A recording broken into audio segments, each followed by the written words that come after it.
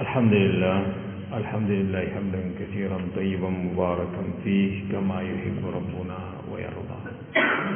وأشهد أن لا إله إلا الله وحده لا شريك له وأشهد أن محمدا عبده ورسوله. وصلى الله على نبينا محمد وعلى آله وصحبه أما بعد.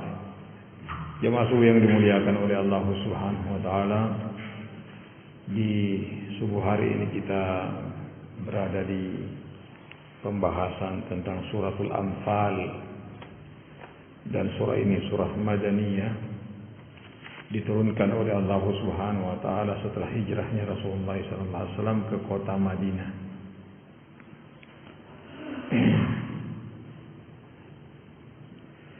Allah Subhanahu wa taala mengatakan, A'udzu billahi minasyaitonir rajim. Bismillahirrahmanirrahim. Yas'alunaka 'anil anfali qulil anfalu lillahi war rasul. Fattaqullaha wa aslihu dzata bainikum wa atiiullaha wa rasulahu in kuntum mu'minin. Innamal mu'minuna alladzina idza dzukirallahu wajilat qulubuhum wa idza tuliyat 'alaihim ayatuhu zadatuhum imana wa 'ala rabbihim yatawakkalun.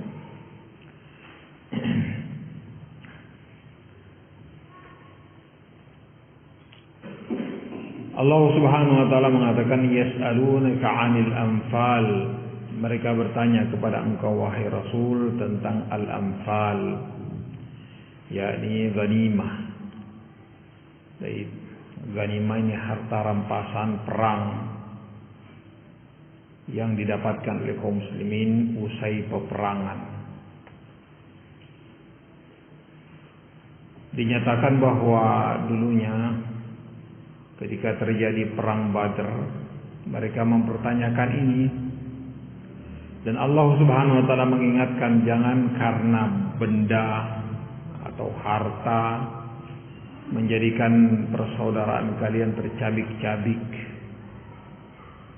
Baik. Karena ini sudah menjadi kebiasaan, ketika orang kekurangan, mereka terkadang masih bersaudara, masih rukun. Tapi ketika sudah banyak harta, mereka sudah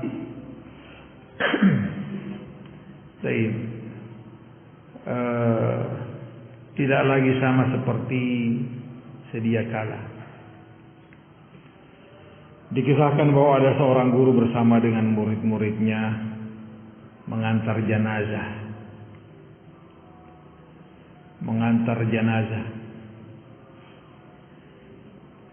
Sang guru dengan muridnya melewati sekelompok anjing yang sedang bermain, layaknya anjing kalau kita lihat, bermain, lompat sana lompat sini, kelihatannya sambil menyerang, tapi bermain. Ma'ruf kondisi anjing bermain dengan sesamanya anjing. Sang guru sesaat melihat ke anjing itu, murid-murid pun melihat ke anjing itu sambil lewat.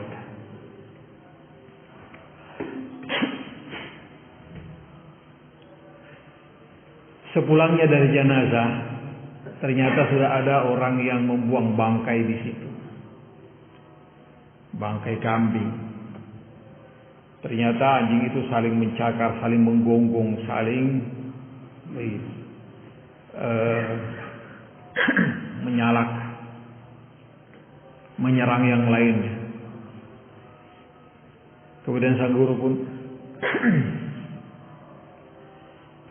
tertegun melihat kondisi yang sangat berbeda ketika mereka lewat tadi dan setelah sepulangnya dari jenazah.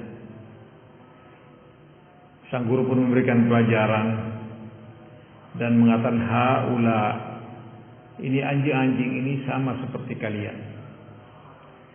Ketika tidak ada sesuatu di tengah-tengah mereka, yakni ketika dunia belum diletakkan di tengah-tengah mereka, fa antum ikhwah, maka kalian ini masih sangat bersaudara, masih rukun, masih damai.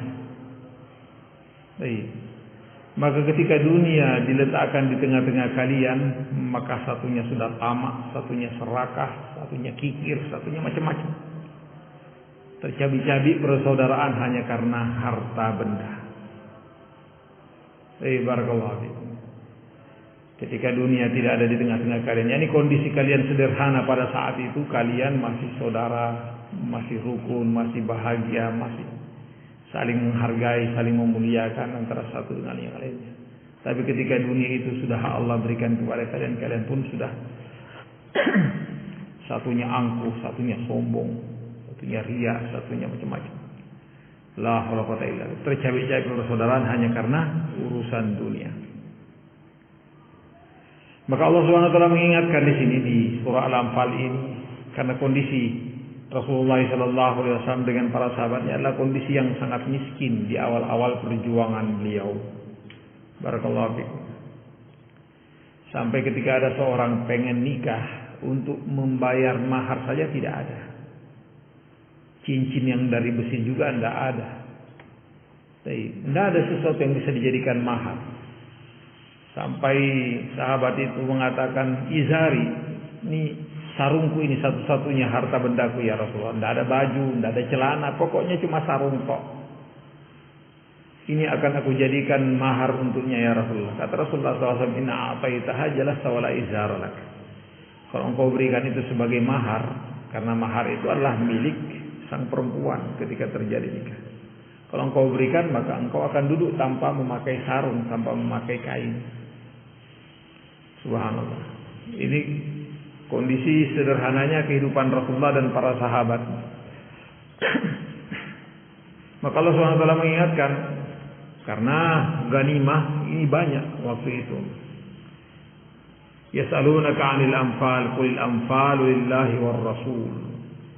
Katakan bahwa harta rampasan perang itu milik Allah dan Rasulnya. Biarkan Allah dan Rasulnya yang ngatur. Karena ketika terjadi peperangan, ada 3 kelompok. Baik. Kelompok yang pertama menyerang musuh ketika mulai terdesak musuh. Desak terus, dikejar. Barakallahu fikum. Kelompok yang lainnya yang mengumpulkan harta. Dan mereka menganggap bahwa itu adalah harta yang mereka lebih berhak dari yang lain. Baik. Kelompok yang ketiga yang ada di sekitar dan di sekeliling Rasulullah sallallahu alaihi wasallam. Maka ketika kelompok pertama mengatakan, "Oh, kami lebih berhak, kami yang mengumpulkannya."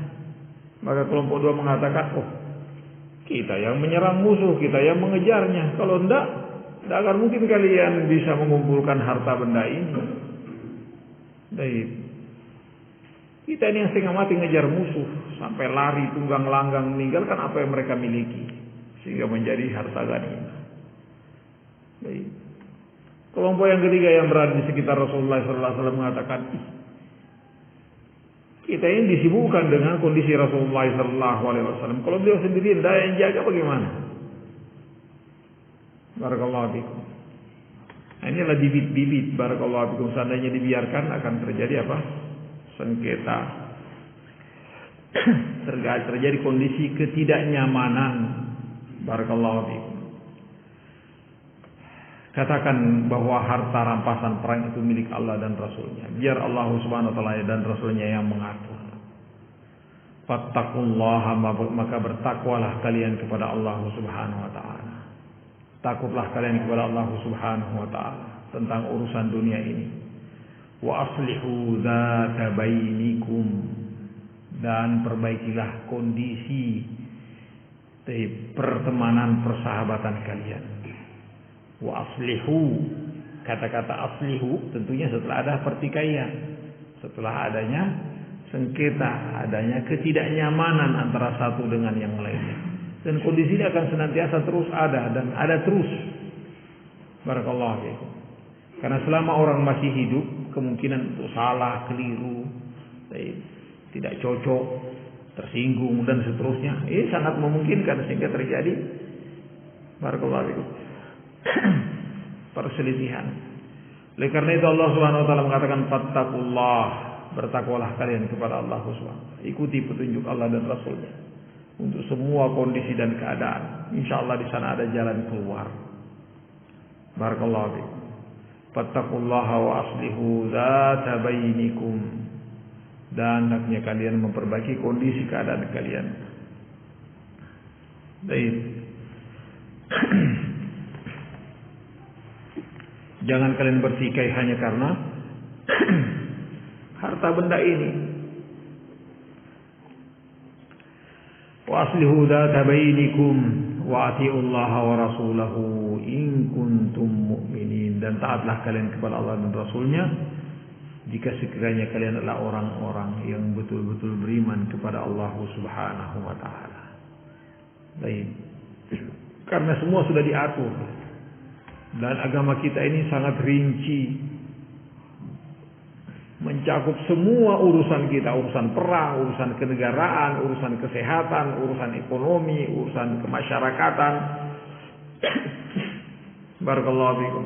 Semua diatur dalam syariat kita ini. Barakallahu fikum. Ya tinggal kitanya yang perlu belajar untuk mengetahui apa sih aturan Allah Subhanahu wa taala di semua sisi-sisi kehidupan kita ini. Kalau enggak ya kita hanya bengong dan kita hanya mereka-reka, kita hanya ikut-ikutan dengan apa yang dilakukan oleh orang. Tapi kalau kita mempelajari syariat kita ini, kita mengamalkannya, maka insya Allah di sana ada padanya berkah. Wa atiullaha wa rasulahu in kuntum mu'minin. Jika kalian betul orang-orang yang beriman. Barakallahu fiikum. Sebagian ulama mengatakan al-anfal di sini adalah an-nafl. An-nafl itu adalah pemberian-pemberian yang Rasulullah sallallahu alaihi wasallam